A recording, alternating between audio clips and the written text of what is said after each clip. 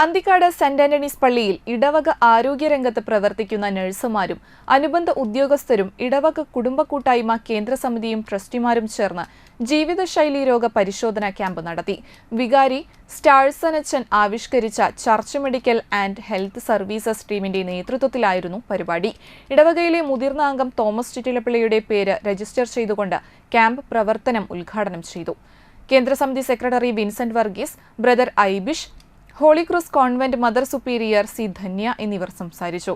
Coordinator Saji Inashu, Alphonsa Varghese, Rita Sebi, Mini Davis, Rincy Joby, T K Anildas, K R Joy, D T Francis, Seeja Shajan എന്നിവർ നേതൃത്വം നൽകി.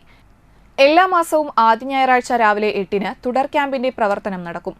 Convent ഹാളിൽ വെച്ച് നടന്ന ക്യാമ്പിന്റെ പ്രവർത്തനങ്ങൾക്ക് കേന്ദ്ര സമിതി കൺവീനർ കെ എൽ വർഗീസ്, പ്രതിനിധി യോഗം secretary Ammukutty Davis, PRO C T Joy, ട്രസ്റ്റിമാരായ T L Joseph, K M Raphael, Johnny Chiriyankandath തുടങ്ങിയവർ നേതൃത്വം നൽകി.